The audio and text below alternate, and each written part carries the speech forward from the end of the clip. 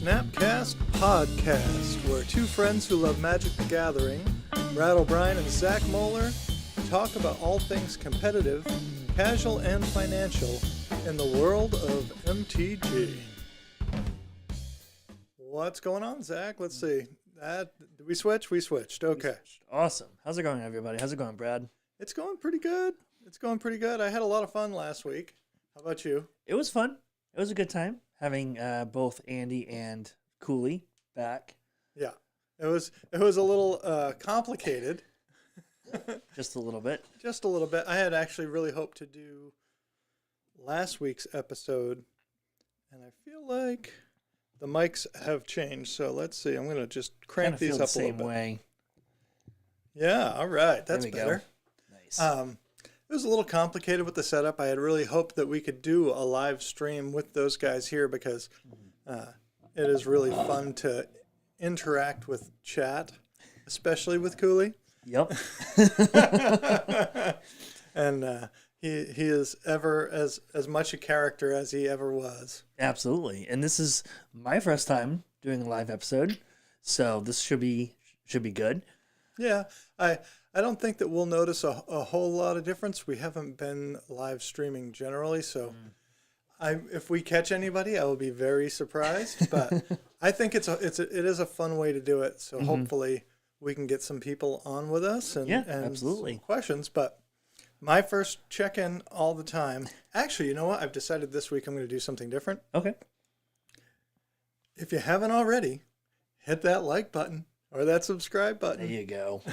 I was honestly thinking about that as well because I feel like, because I watch a bunch of content, whether it's Magic or everything else, people sometimes put that in the beginning of the episodes or the end of the episodes. And I feel like if you do it in the beginning, people are more likely to remember to do it then as opposed to the end of the episode when, if they've watched the entire video, they're probably ready to move on to the next thing. Yeah. So I like that. Yeah. And so then my next thing is, how much Magic have you played since I saw you last? There you go. Well, I played Friday Night Magic. Okay. I actually, I 3-0'd one again. So I tied for first with Elijah playing Murktide. Yep, go ahead. Continue. And then I've jammed some leagues. I 5-0'd a few leagues back to back. What? I 2-2 to prelim on Monday, which I started that prelim off 2-0, then went 0-2. So okay. So you 5-0'd two more leagues since the last time I've seen you. Correct. What were you playing? Fish.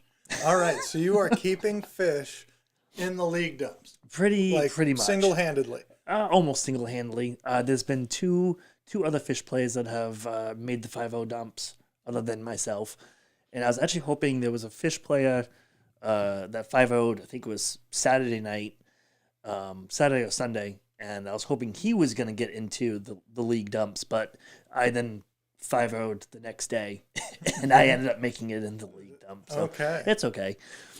Bumps and dumps. Yep. I've heard of pumps and dumps where people are like, this thing's great and this thing stinks, but that's the bumps from the dumps. Yep. How about yourself? So I also played F&M, and I actually was 2-1, but I had plans to go play EDH, and so I kind of had to decide between in the third round taking the win and leaving or giving the win to my opponent, which was Andy. Yep. So I conceded to my opponent after beating him in 2 games. Good for you. With the black-white brew, I lost in round 1 to Elijah on Murktide. Just between the monkey and the Murktide, like I can't answer both fast enough, and just got killed and then counterspelled. Then I played against a burn opponent that was relatively new to the deck. Yep. And so I don't know if he could have played more optimally. I mean, he was just throwing stuff at me as soon as he could, which is a standard learner move, playing burn. Like not just realizing, hey, I can do this at instant speed, just pass turn and leave up mana. And then I played against Andy, who was on Reanimator. I Gristle actually don't know what he kind was of on. thing. Yep. Yeah. Yeah. And so I got him in 2 games, and just having access to Graveyard Hate right off the bat in game 1 with Karn was really powerful. And then in game 2, he brought in Torpor Orb. And I went turn 2 Dauthi Voidwalker into turn 3 Liliana the Veil, into turn 4. I'm sorry, no. Turn 3 was Kaya, the 3-mana Kaya. Okay. That also will exile stuff from his graveyard. Yep. And then turn 4 into Karn. And he's just like, okay, so you just basically became a Planeswalker deck. And then he killed the Kaya because it was attacking his graveyard. And I played Liliana, and it got bad. But it was a lot of fun. Yep. And I didn't, after winning 2 rounds, I lost the first round. I was a little bit like, is this deck actually doing anything?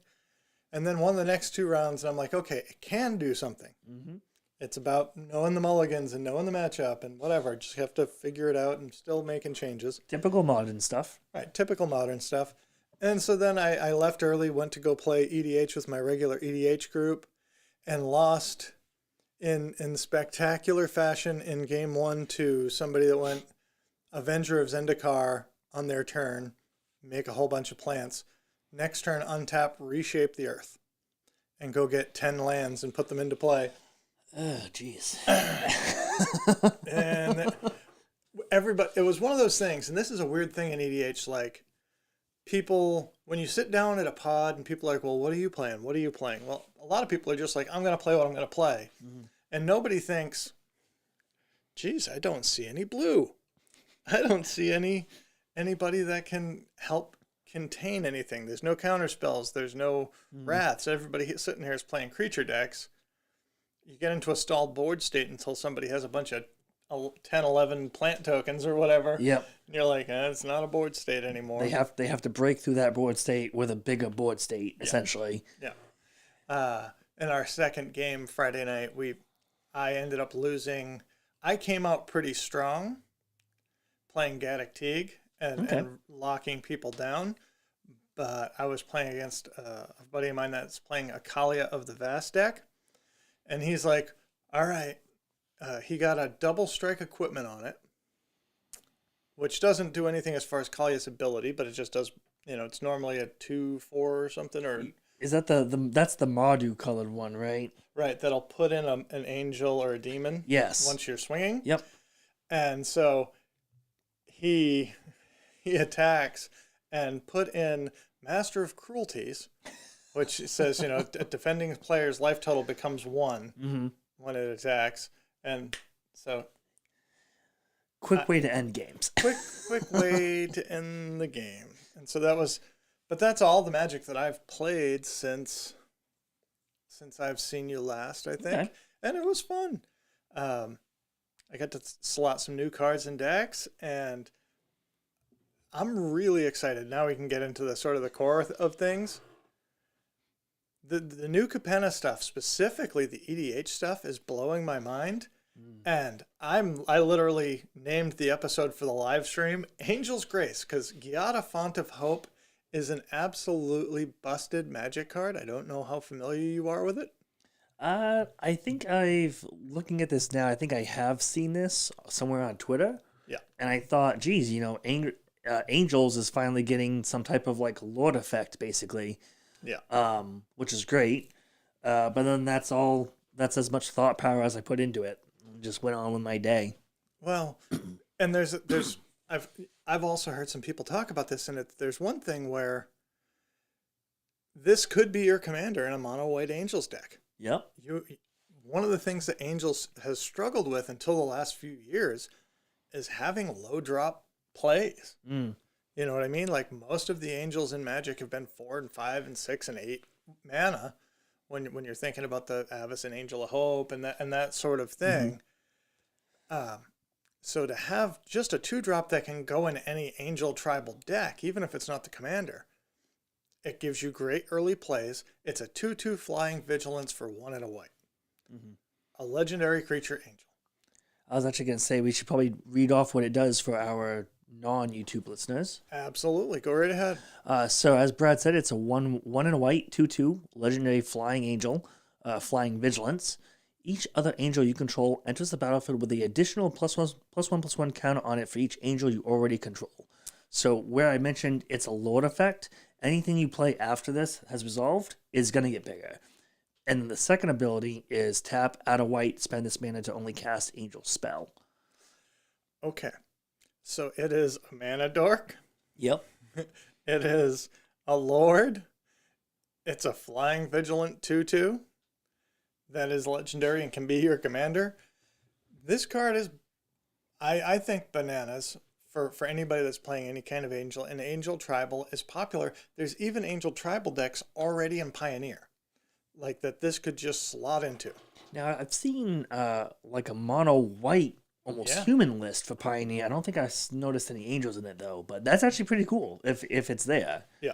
I've done a little bit of Pioneer myself recently. Yep. It was fun. I got to do some more of it. But, yeah, that's awesome. When I looked up Pioneer Angels, one of the things that I noticed right away is that there aren't enough angels to really make it great. And so they have to dip into a lot of other creatures. Sorry, I'm trying to see around the camera here. And so if I bring this back up on the stream, like this is an Angels Collected Company deck, but the only angels are 4 Youthful Valkyrie, 4 Resplendent Angel, and 4 Righteous Valkyrie. Okay. Everything else in the deck is, a human cleric that cares about angels, Bishop of Wings that cares about angels, Archon of Emeria, which is just super powerful. Yep. Skyclave Apparition, which we know is powerful enough to go into Modern and beyond. Coco and Book of Exalted Deeds. And I'm telling you, I think that Book of Exalted Deeds, which is a mythic, is probably undervalued right now. What's it right now? So, according to, let's go right to TCG Player Mid. Boop-a-da-boo. $4, $5. So this took, it looks and like there is a full art. Mm-hmm. So this looks like it took a hit in price back, excuse me, when the initial combo for this got banned. Yeah. So, because it was a very powerful combo in Standard, I think it was. Yeah. With Faceless Haven. Correct. And then that got hit. One of them got hit and it took a dive. But, I mean, if it's going to slowly start climbing up in price. Well, here's the thing. If you look at, and this is something else that I want to talk about today, looking at it since it's come out, it definitely at one point took a dip. But it has bottomed out now. Mm-hmm. And where is it seeing play? Pioneer.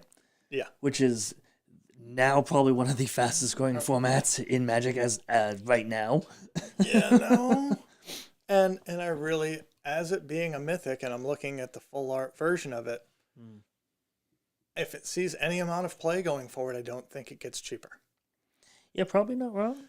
Book of Exalted Deeds is definitely a mono white card, but for a mono white Angels deck, that's fine. It costs white at the beginning of your end step. If you gain 3 or more life, create a 3/3 white angel token creature with flying. That's cool. It also has the ability for 3 white and tap. You can exile it and put an enlightened counter on target angel. Then it gains, you can't lose the game and your opponents can't win. As long as you have that angel, you can only activate this as a sorcery. So as Zach pointed out, people would put this counter on Faceless Haven because, like Mutavault or Changelings, Faceless Haven is all creature types. So you can put this angel counter on it, and then it goes back to being a land. In Pioneer, you get Mutavault. You do. Thank God. And when I was looking at other decks in the format, and even in looking at some of the decks from the Sunday Challenge, the control decks are playing a couple of Field of Ruins. Mm-hmm. some of the green decks, like the Lotus Field decks, are playing Beseiju. Yep. But really, not a whole lot of the format has the means to fight you on a land. So I think that there's actually some power in that Book of Exalted Deeds. I think people are going to want to mess with Angels because that's such a powerful 2-drop. The other card that really makes me think of is Mox Amber. Because Mox Amber taps for a color of the legendary creature that you control. Mm-hmm. You can play this 2-drop that is a mana dork on 2. And ramp it with the on turn 3, you play Mox Amber, your 3rd land, and then you play any of your 5-drop Angels on turn 3. It's pretty good. Yeah. I think playing 5 drops on turn 3 is pretty powerful. I mean, if it's anything like Modern, where you can ramp out 5 drops on turn 2 or turn 3, yeah, I mean, it's a pretty powerful thing to be doing. And in Pioneer, where things are still developing, they're still changing. Some of the podcasts I've been listening to have they're getting onto the Pioneer train. Yeah. And they're just, they're simply saying it's a basically unexplored format right now.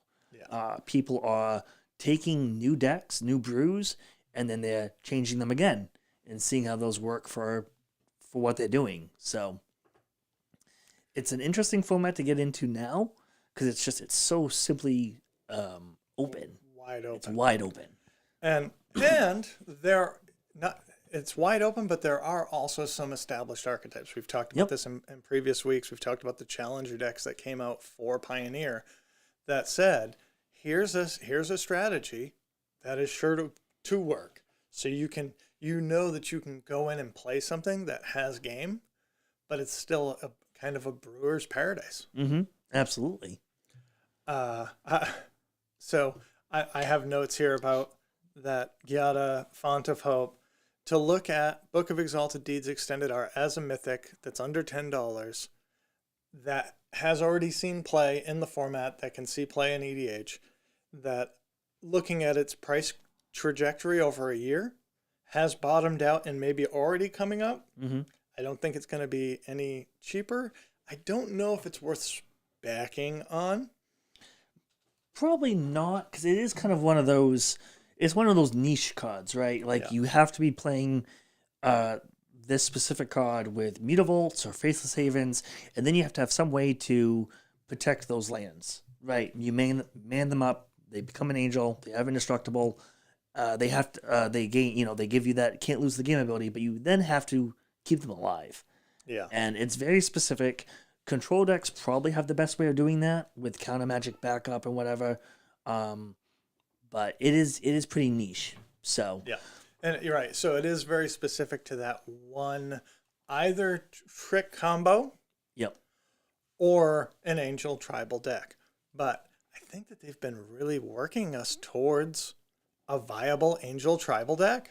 I mean, it'd be sweet to have another tribe to eventually play in competitive events. I haven't done too much more on Pioneer. Of course, the decks I have kind of gravitated towards were other tribal decks. So, but eventually someone will do fairly well with it. I think the result that you had shown me, the one that was playing Coco, looked like it had 4-2 to 5-2, whatever challenge event it was played in. So that's a fairly good event.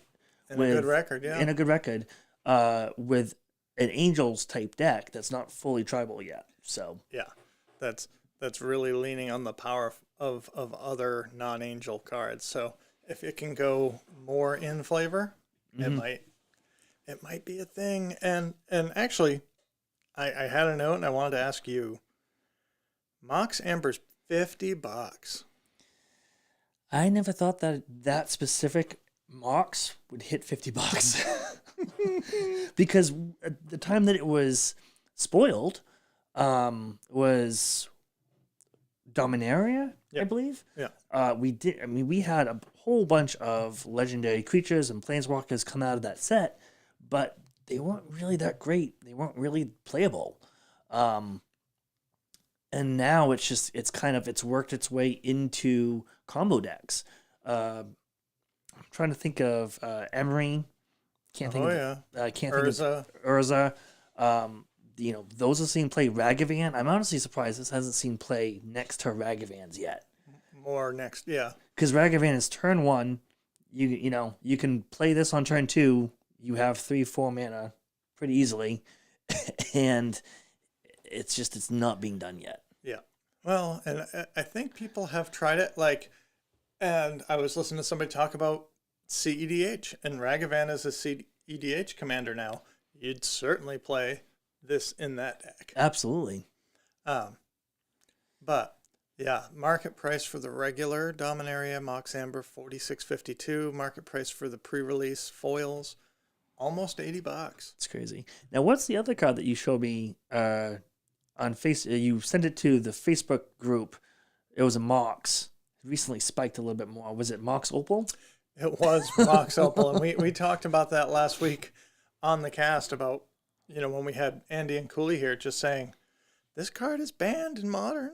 Like, what is really keeping the price up? And it must just be EDH and CEDH. But yeah, I think I was watching Heroes and Legends Top Movers video this week, and there it was. I mean, pushing $70 or something. Absolutely ridiculous for a card that's banned. And I keep thinking, do I need to own these? Do I need to own these? Have you looked at the Streets of New Capenna EDH specific stuff? No, I haven't. I haven't been keeping up realistically on any type of spoilers. I'm going to go into this pre-release partially blind to what's out there for the set.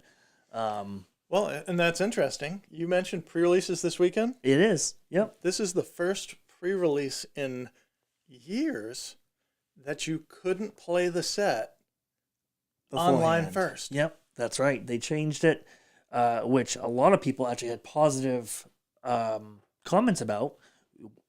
Going to your local game store, playing pre-release this Friday would be the first time that anybody can play with these new cards. Yeah. You don't get the jump start online anymore. It's not releasing on MTGO or Arena for at least another week or two, I believe. Yep.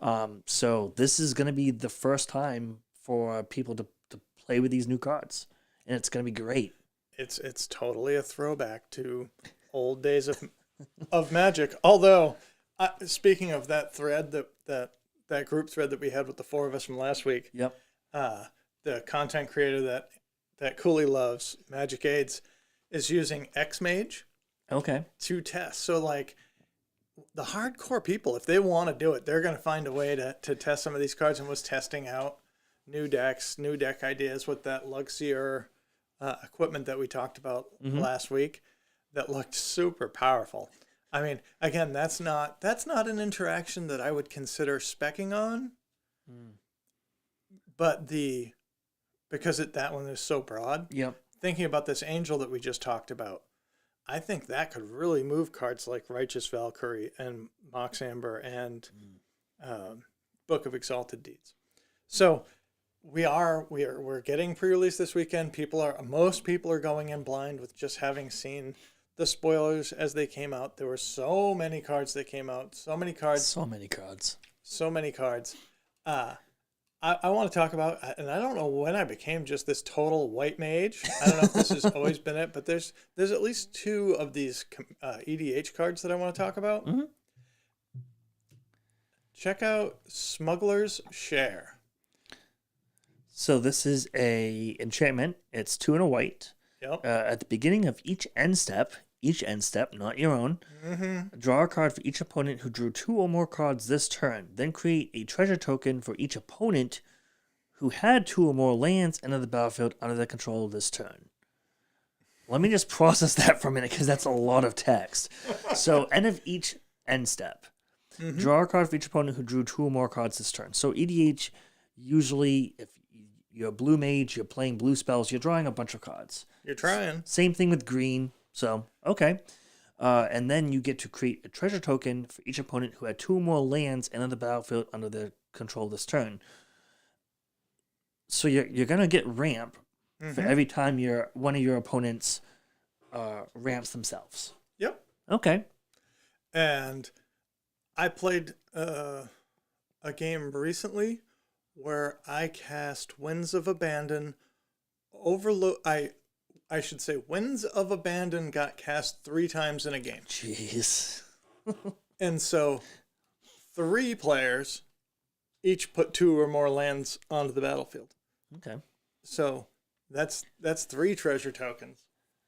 So this makes me think of, speaking of that, this makes me think of there's a green sorcery that you basically get everybody to help commit mana to it. And then for all the mana that gets dumped into it, you all get to search for basic lands or whatever. It's it's an X spell. I can't think of the name of it, but that I know it gets played in our EDH group a little bit here and there, depending on who's playing. So that seems actually really strong. Yeah. I really like Smuggler's Share. I think that is an interesting effect that is not as powerful as a Smothering Tithe, but does give you a lot of options. It's also one of those cards that plays to the power level of the table. Yep. So if you're playing at a table and everybody's got Rhystic Studies and everybody's gonna ramp every turn after you get this out, it can be really powerful. Or if not, you might have just played a 3-man enchantment that doesn't do anything. That's true. I've honestly forgotten how EDH plays out most of the time because I've been doing so much modern and competitive stuff that like EDH, really no matter what you're playing for a deck on EDH, you're going to be drawing extra cards. You're going to be ramping regardless of what colors you're playing. So that's actually a really good point. Yeah. The other one that I wanted to talk about was this Master of Ceremonies. Yep. 3 and a white for a creature Rhino Druid. It's a 3/4 for 4. At the beginning of your upkeep, this is almost like a Will of the Council card, but at the beginning of your upkeep, each opponent chooses money, friends, or secrets. For each player that chooses money, you and that player each create a treasure. For each player who chooses friends, you and that player each create a 1/1 green and white citizen creature token. And for each player that chooses secrets, you and that player each draws a card. So once again, I gotta break this down bit by bit because that was once again a lot of text. I know Kamigawa was deemed the wardiest set. This card probably alone could take that title back. It does look like they had to make the font smaller. It really does. So I mean, you're doing a lot of things. You're pairing with different members of your table to potentially do other things, and then you're getting some type of a payoff. Yep. So they all seem like pretty good payoffs. Treasure tokens, 1/1. I mean, 1/1 creature tokens are kind of okay, but it's a body that you could then use for something else or to make it bigger. Yeah. It's a thing, and then always just simply drawing more cards. And the fact that this is in white, because white could always use more card draw probably in EDH. Really, really, really so could. you just have another way to draw more cards, which it's pretty good.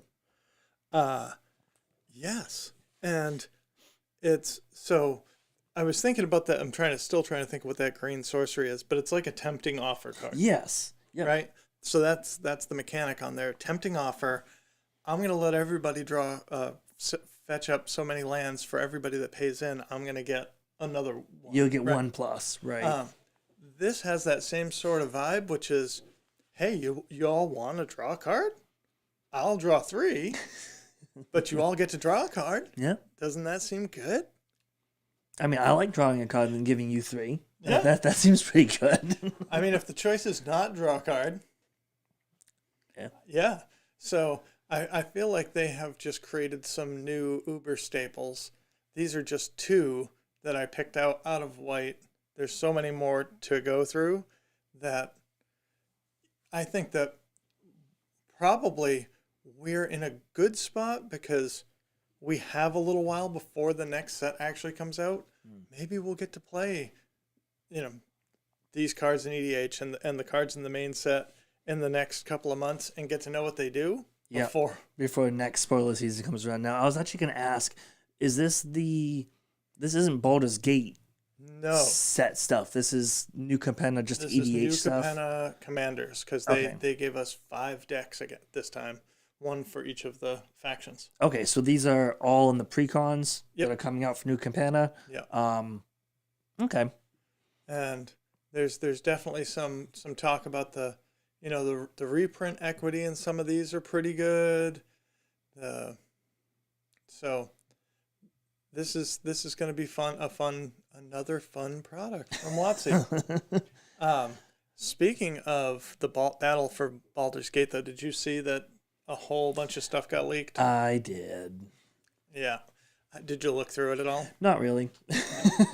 It's EDH stuff that as much fun as I do have playing EDH, I have not played enough of it currently to really appreciate any of these cards.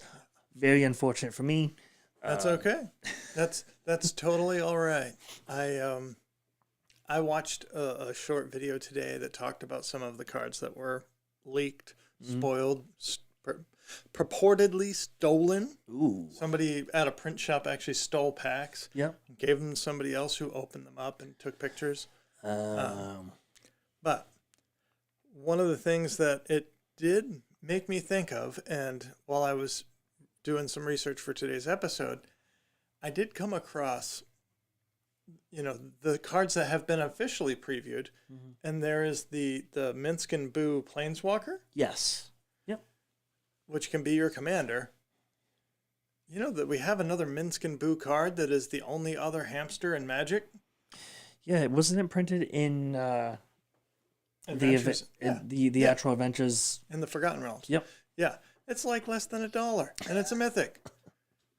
That just seems silly to me because everybody that wants to build the new Minsk and Boo Planeswalker as the commander, aren't they going to want to run that other one? Probably. I mean, just flavor-wise, but the Planeswalker, I think it says, you can sacrifice a creature. Okay, now I'm going to look it up. Yeah, I think it says you can sacrifice a creature if it's a hamster. So if it's specifically Boo. Yeah. It is Boo, right? Yeah. If it's specifically Boo, something additional happens or some greater effect happens, which I can't think of off the top of my head. If the sacrifice creature was a hamster, you draw X cards where X is its power. Okay. And, that's why. Because the Boo from AFR, the Minsk from AFR is Naya. Okay. And the new one is only Gruul. And that one is just a legendary creature, not a planeswalker. Yeah. So you could put the planeswalker in the creature's deck, but not vice versa. Okay. Okay. I am accepting now why that is a 99-cent card. Should we talk about this? So this kind of blindsided me, and I guess we should, just because it is Magic related news. Although I did skim it. Yeah. The bottom line is WotC's raising prices on draft boosters, set boosters, collector boosters, bundles, and jumpstart boosters. So basically, every type of booster that stores are going to sell, they just want more money. They want a bigger cut of the pie, which is funny because didn't they have record sales over the past 2 years? Every year, We had the pandemic. People were just simply buying Magic cards and product just to play at home. And, I understand inflation. I get that. But now they're raising prices again. Yeah. And so for those of you that are listening, on the mothership, there's an article that is just Magic the Gathering pricing update. Came out yesterday, April 19th. Over the past year, the cost of goods, transportation, and manufacturing have increased significantly and steadily for just about everyone across nearly every industry. For Wizards of the Coast, this means we've seen a large spike in overall cost to produce Magic the Gathering. As such, we'll be increasing prices by around 11% on select products starting in September. which they then, I believe, shortly after they list off all the products that this is going to affect, they say that the Commander decks, meanwhile, have a price increase going into effect with Streets of New Capenna. There's no plans to increase the price of Commander decks further in July. So, Streets of New Capenna EDH decks are already going to see a higher price tag compared to what we've been seeing with previous ones. I wonder if they knew that in set design. Like, did they probably know this 6 months ago? Is that why I'm looking at those new Capenna EDH decks and thinking these are kind of juiced? Like the new cards are pretty juiced in every deck. I mean, the professor's always harping on WotC to put more better cards into the precons. Yeah. Right? I mean, is he talking about new cards or reprints? Both. Probably both. Because him and a few other of the Magic content creators just want to see more value in those precons to make it worth buying. Make it worth buying for those new and current players. This is interesting. Additionally, even for Premier sets, we do not currently have plans to change prices on pre-release packs.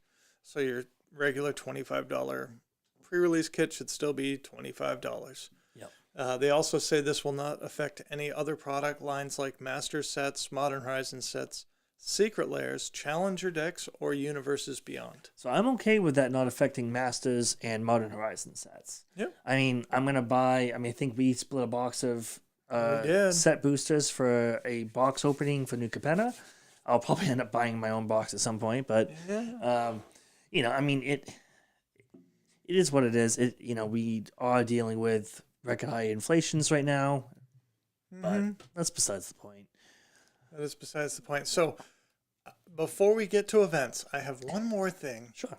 Just one more thing that I want to talk about, which is I did my usual go to MTG stocks, look at the all-time high list, look at the all-time low list, and look to see what stood out to me. Like, Rin and Siri, the M21 promo, the Buy a Box promo, is stupidly high because people are excited about building some commander decks that care about cat, dogs, and tokens. Oh, okay. Yep. Keep one if you ever think you're going to need it, but sell the rest, man. I don't think they're going to get much higher. Nykthos, we know, is getting a reprint as a promo for participating in the regional qualifiers. This is the Shrine to Nyx? Shrine to Nyx. Okay. Yeah, Nykthos Shrine to Nyx.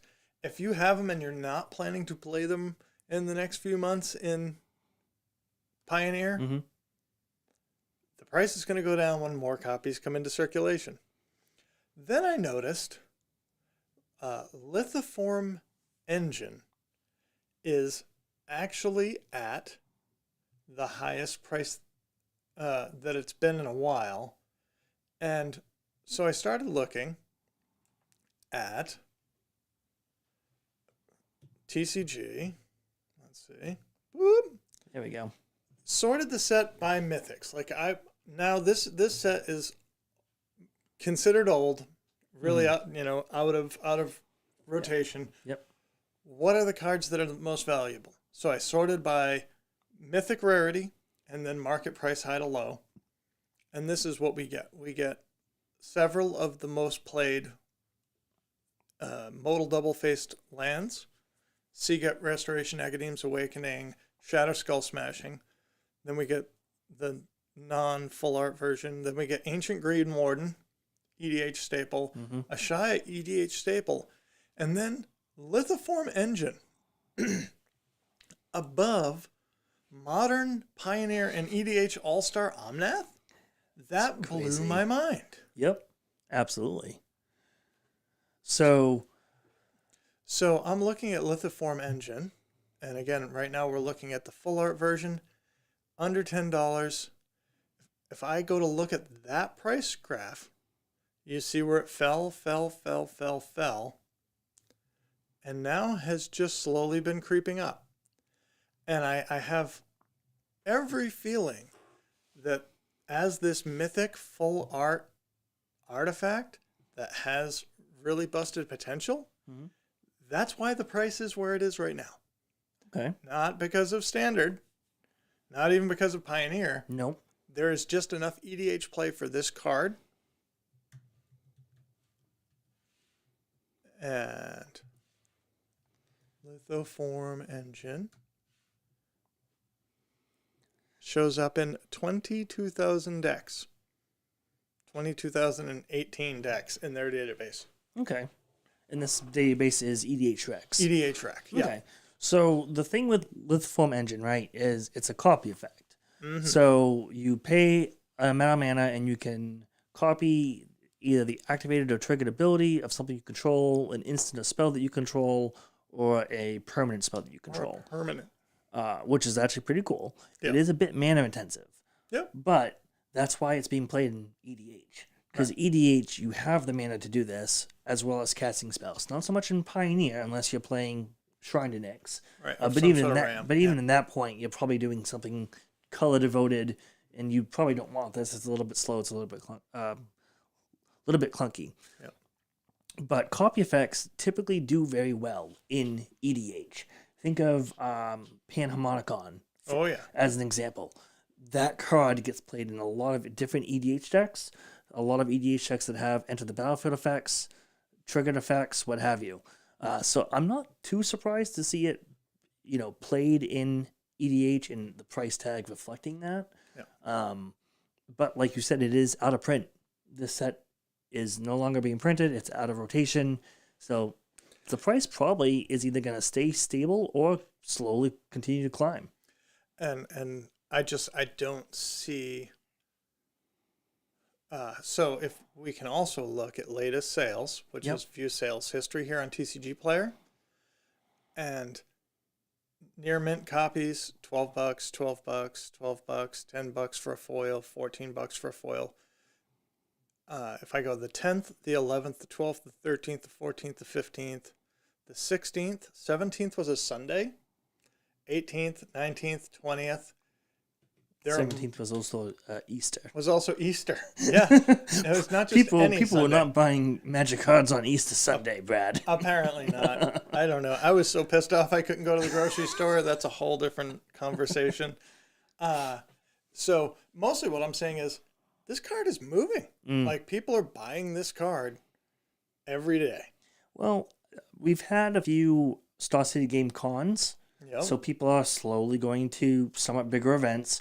These conventions or cons typically have EDH pods or EDH events. So there's going to be more and more EDH play brought back with these bigger events. Even by the nature of having more competitive events. You're absolutely right. If I had to snap this up this week, it would be the Lithoform Engine. I really think Mox Amber is going to go up probably to $70 or $80. Jeez. But I think that we're going to see it in a secret lair.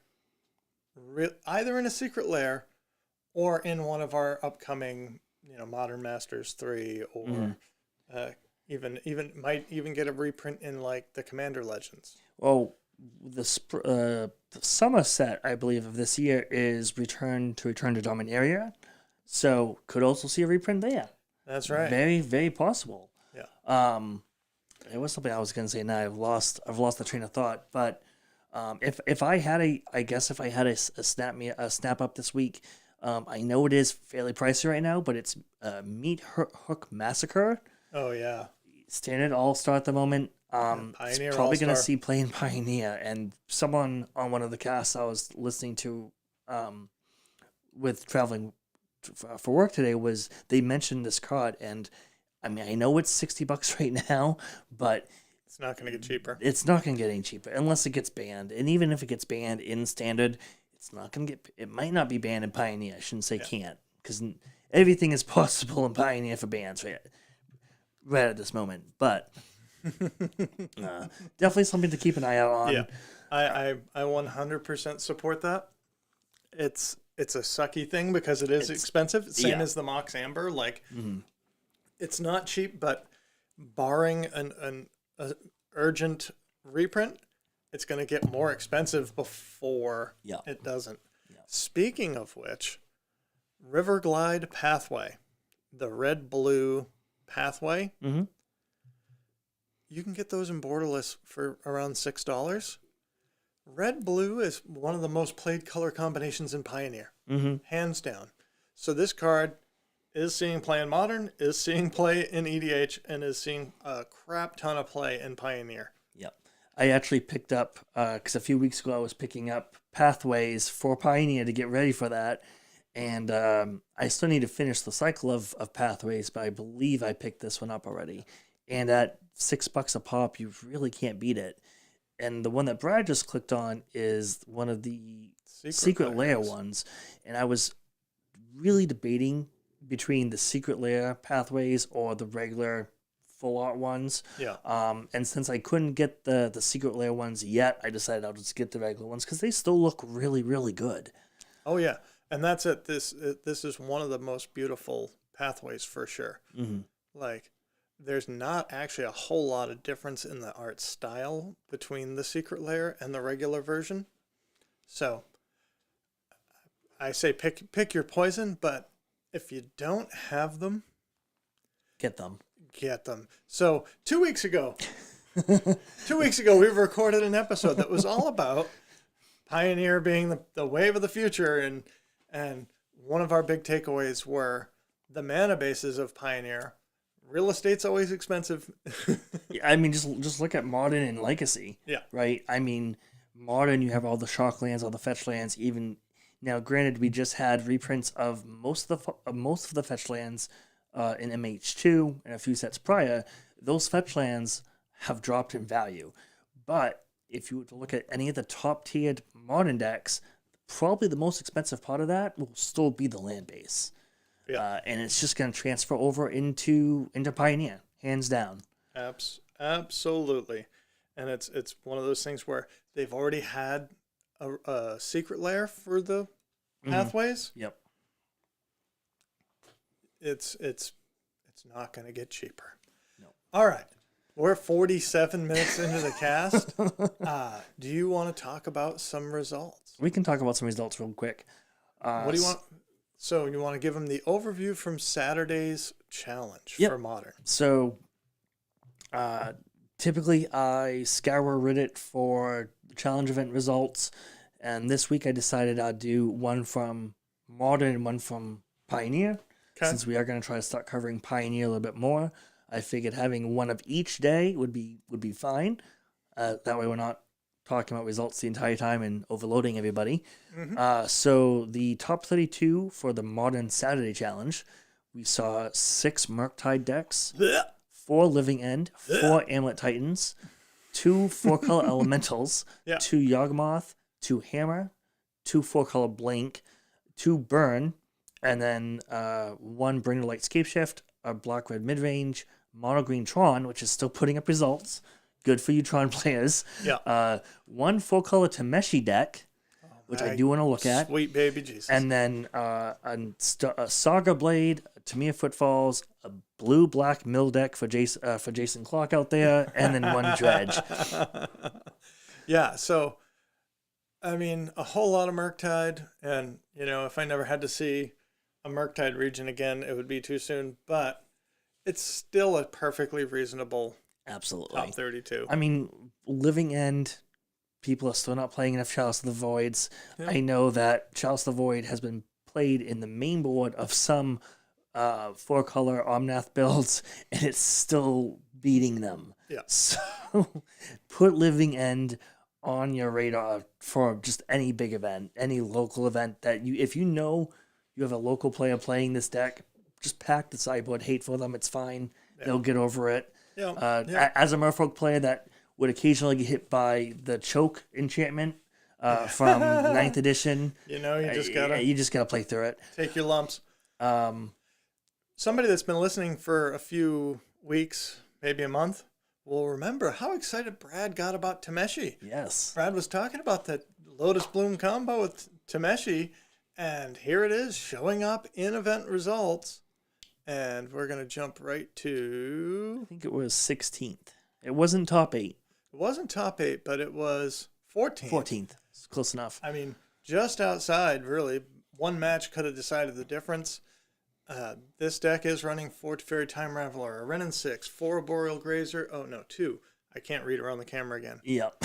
2 Boreal Grazer, 1 Bird of Paradise, 3 Cultivator Colossus. I've seen some lists that are running 2. 1 Goblin Engineer, 2 Omnath Locus of Creation, a Sakura Tribe Elder, 4 Tameshi, and a Tracker. Sorceries are 2 Finale of Devastation, a Prismatic Ending, and 4 Wargate, which has gone absolutely through the roof. Yeah, talk about a card that spiked in the past few days. That is one of them. Absolutely. Eldamri's Call is also a card that's at or near its highest value ever. Okay. I had a feeling about this card 6 months ago. and I remember Cooley hated this card. Mm-hmm. He thought that this was the worst tutor. And I was just like, when they were $4, I was like, I'm going to trade for every one of these I can get. If I don't care about the cards that I'm trading, right? Like, yeah, throw in an Eldamri's Call. Throw in an Eldamri's Call. They're $11. Holy smokes. This also runs 4 Lotus Bloom, again, for the combo. They're running 1 Utopia Sprawl, which is awkward as far as the combo goes. For those that don't know the combo with Tameshi Reality Architect, if you have a Lotus Bloom that you've cast off Suspend or in your graveyard, you can use Tameshi's ability to return a land to your hand and play something from the graveyard. So you sacrifice the Lotus Bloom for, say, 3 white mana. Mm-hmm. You use 1 white mana to bounce a land back to your hand to put the Lotus Bloom back into play. Now you're up 2 mana. Yep. And you can do this to the point where you can cast something like Wargate that will put into play Goblin Engineer, which Goblin Engineer can put another Lotus Bloom in your graveyard. And then you can, there's so much redundancy in this deck and so much play to it. I've watched a lot of the streamers try it. It's kind of a flavor of the month thing, but it's showing up in results. Well, the other combo for it too is, once you put all those lands back to your hand, how do you win? Cultivator Colossus lets you basically put all those lands back into play, and then you draw more cards. And then you start over. And then you start over. So that's really cool. I sat across from someone. I say sat across. I played them on Moto. They played this deck or a variation of this deck, and it was pretty cool to watch it go off in real time. So it was fun. Yeah. For anybody that is interested, watch Doomwake's stream with the Tameshi combo, because he's really efficient with his Moto clicks. Like, this can be a very click-intensive combo to play on Moto from what I've seen, and he was hyper efficient with it. And he also saw lines that you would think, I mean, obviously he's a great player, but this is a deck that, again, like everything in Modern, rewards your familiarity with the lines, because there were times where he was like, oh, he had what looked like nothing, and he's like, I just win next turn, right?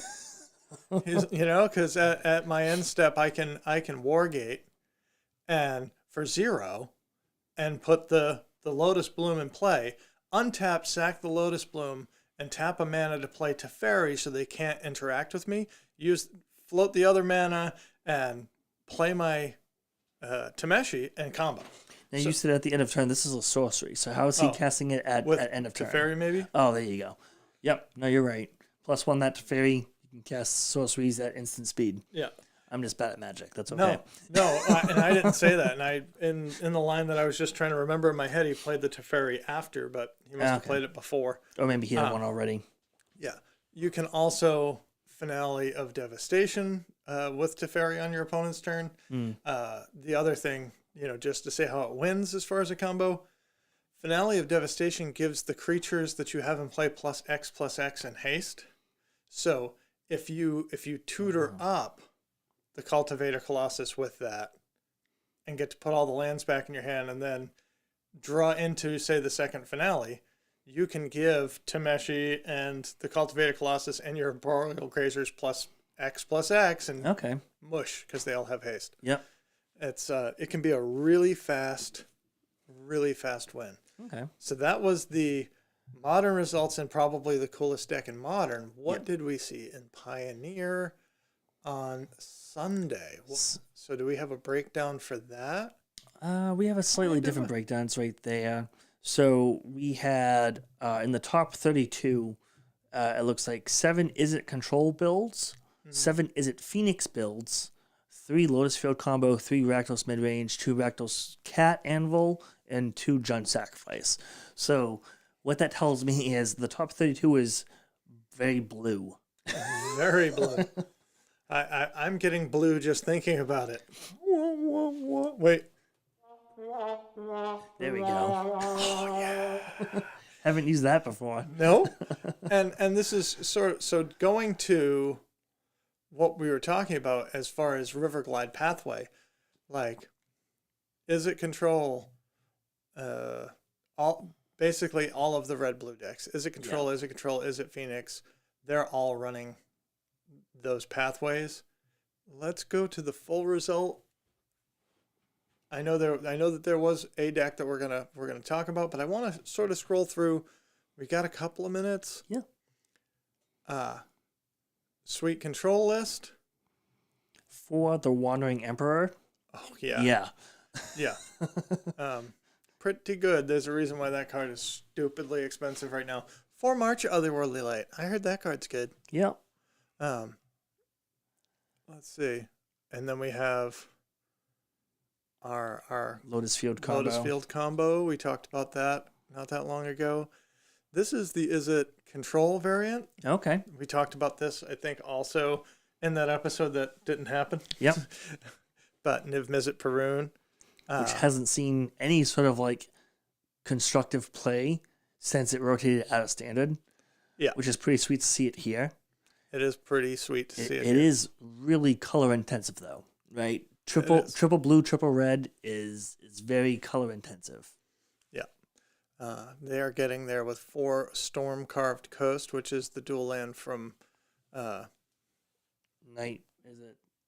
No, it's the last set, which I can't think of. And neither can I. Crimson Vow. Okay. Crimson Vow. Steam Vents, Spire Bluff Canal, River Glide Pathways, and then they are still playing an Otawara, and they are still playing some Storm Giants. Fun deck. The Mono Green Devotion deck. Here's your Nykthos Shrine to Nyx green deck. Playing Karns with a Karn board. Super fun. What was the deck? I don't even want to look at Winota. What was the deck that we wanted to talk about? Specifically was the Greasefang deck, which I think came in pretty low, but was still super cool. I'm pretty sure it was 32nd. Yeah. It was the last one that got posted. No. Oh, second to last one that got posted. You should be able to click the link and it should bring it. I can do should that. bring it right to it. But it opens it up over here. It does. This is true. Boop. So here it is: red, black, white. Mardu Greasefang in Pioneer, baby. Came in 31st place, but I still have a lot of respect for it. No, you. Who's that? Mr. Beard? Hello. Hello, no you. 1 Sorin Vengeful Bloodlord, which I think is awesome in this deck, because if you are racing and you actually go Sorin into Greasefang, swing with Parhelion, you're no longer racing. Yep. Jason Chandler, you know. Oh. Hello. Thank you for saying something. Thank you for letting us know that you're here, gentlemen. I think that this deck is fun as hell. And that's why I wanted to include it, right? Because you've been trying to put this together for Modern, and I mean it has had a little bit of a foothold in Pioneer, just hasn't really taken off yet. I actually in the chat is Jason Chandler, and I think he's got a list for this in both Modern and Pioneer. Ooh, maybe he can let us know. He can quickly share. Oh hey, hype in chat. No you know, got me there. Okay, we missed part of that chat. We were too busy reading and switching screens. Yep. Thank you so much though, guys, for joining us for a live stream. We haven't done this in a long time. So. Very long time, actually. I think before I came on cast is the last time that you guys did a live stream. Yeah, I mean, I think we stopped live streaming when Cooley got done, just because with Andy we were doing everything remote, and that got particularly tricky. to try and live stream. So if this works out, I'm excited to both Esper, Modern and Pioneer. Oh, ship me a list, bro. Ship me a list. I know you sent me one like a month and a half ago, but I'm sure it's better now. What do you got to say to our friends, Zach? Well, as always, thank you guys for taking time to watch us. Thank you, GB and Chandler, for hopping in live chat. Much appreciate. You can find me on Twitter at Mo_Town111 and technically now on YouTube. I have a YouTube channel at Motown. You can find me there. I've got exactly one video posted as of right now, but that's okay. We'll change that. And how about you, Brad? You can find me at the SnapCast Pod on the Twitters or Brad O'Brien on Facebook. And that is it for episode 101, where we get to talk about some new Capenna stuff. And we'll talk to y'all next week. Peace out. Peace.